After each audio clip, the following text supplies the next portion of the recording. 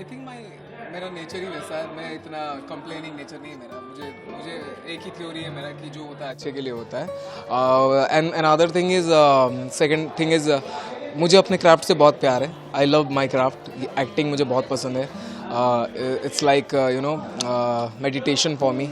और रोज़ सुबह जब मैं उठता हूँ मैं उतने ही डेडिकेशन और पैशन के साथ उठता हूँ जितना मैं डे वन से डिसाइड किया था कि मैं एक्टर बनूँगा।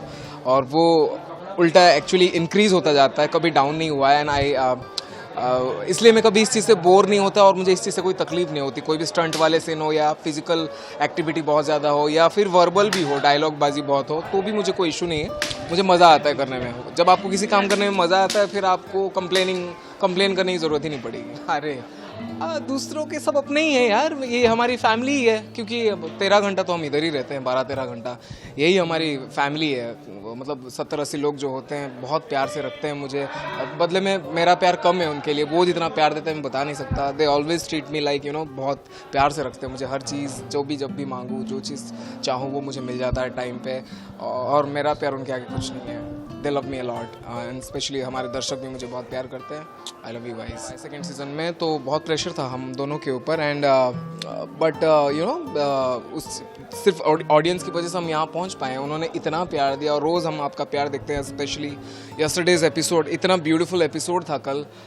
द पूल एरिया वाला सीन एंड जो हमने रेस्टोरेंट में डांस वाला सीक्वेंस था। It's beautifully performed by the actors and beautifully executed by our directors and DOP team. घर पे मैं रोज़ जाता हूँ तो मम्मी मुझसे डिस्कस करती है आज ये हुआ वो हुआ, तुम्हें चोट तो नहीं लगी, वो स्टंट किया, ये क्या। थोड़ा सा परेशान होती है। तो मैं थोड़ा सा अगर कुछ ऐसा भी हो ना, मेरा मूड ऑफ है तो मैं बताता नहीं हूँ, क्योंकि मम्मी के साथ बहुत कम टाइम मिलता है स्पेंड करने के लिए।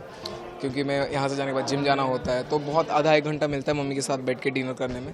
तो मैं उनको कोई स्ट्रेस नहीं देना चाहता। बट यू नो इट्स बहुत अच्छे कन्वर्सेशन होते हैं और वो शो को लेके बहुत इंटरेस्टेड है। वो यूट्यूब में देखते रहते हैं क्या मेरे इंटरव्यूज़ आए, आज का एपिसोड में क्या हुआ, और जो भी बाइट्स बिहाइंड द सीन्स आते हैं वो सब फॉलो करती है।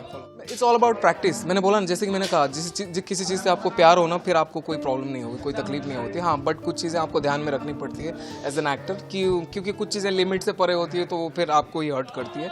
तो सब कुछ मैनेज करना पड़ता है। इवन जिम की बात करो आप, हाँ, तो क्योंकि सुबह मैं जिम नहीं जा सकता क्योंकि बहुत अर्ली मॉर्निंग हो जाता है। तो पोस्ट पैकअप में जिम जाता हूँ और फिट रहना तो ज़रूरी है। It's very essential. और